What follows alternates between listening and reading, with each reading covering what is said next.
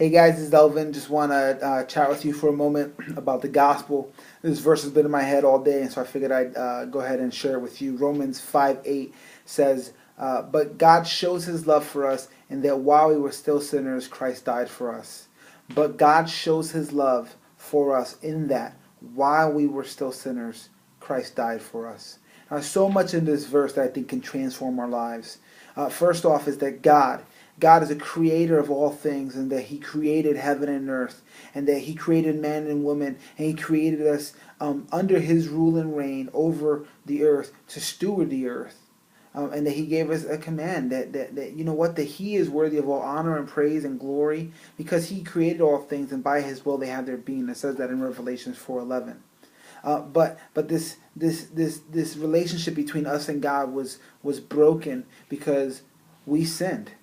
We sinned. And not only Adam and Eve, not only our forefathers, but you and I, we sin. We intentionally break this relationship with God. We intentionally and unintentionally, it doesn't matter, it's broken. And because of that, we have this rift with God, and it says in Romans, it says that no one seeks God, no, not even one. And it says that the penalty for that sin is death. It says for the wages of sin is death.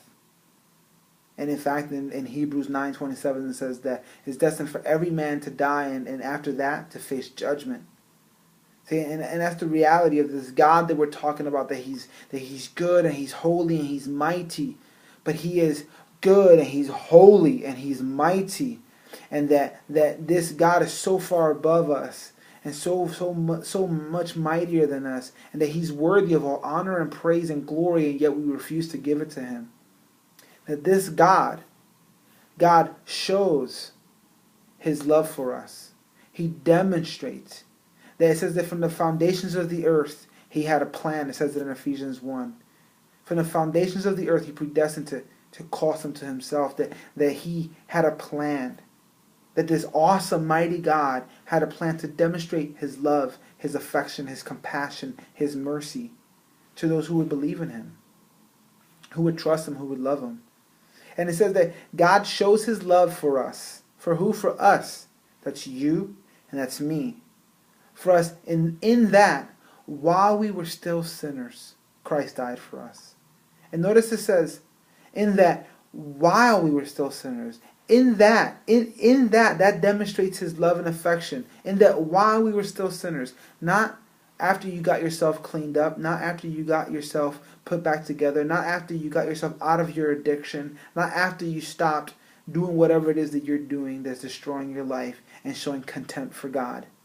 But in the middle of that, in the midst of that, God showed his love for you. And that while you were in the midst of that, Christ died for you. Christ went to the cross and died for you while you were in the midst of your worst garbage. Not after you got yourself cleaned up. Not in your best moments, but he died for your worst moments. And in fact, your best moments are hideous to him. It says it this way, that no one sees God, not even one. It says that even our righteousness are like filthy rags to God. Filthy rags. Paul says it this way, that he considers even the good things that he does as rubbish, as garbage, as dung, as garbage. You see, that it wasn't while you were in your best, but even if it were while you were at your best, it would still be garbage, it would still be rubbish, it would still be filth to God. But while you were in your worst, and if your best is filthy rags, what's your worst? That in that, Jesus died for you. And that Jesus died, that the consequence for this filth, the consequence for this rebellion against God, the consequence for this breaking of this relationship is death. It says, for the wages of sin is death. In Romans 6:23. See, and that Jesus died for you. He died for you, in your place. In your place, he died for you. In 2 Corinthians 5:21, it says that God made him, Jesus, who knew no sin. While you were still a sinner, Jesus was perfect. And 2 Corinthians says that God made him who knew no sin to become sin, so that in him you might be the righteousness of God. See, Jesus died for you so that you can have his righteousness. He took your sin, your worst moments, and he gave you his best. See that this gospel has the power to transform your life if you would only believe it. If you would believe it, that Jesus died not for your best moments but for your worst.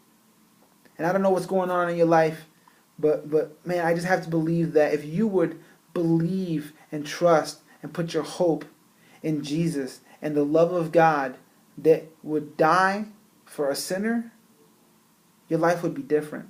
Your life would be transformed. That's what I got for you, man. So I hope this helps. I hope this blesses you. And if you have questions, feel free to post wherever I post this. I don't know where I'm going to post it yet. But feel free to add comments if you want, and I'll do my best to answer them. All right? I love you, and most of all, Jesus loves you. Bye.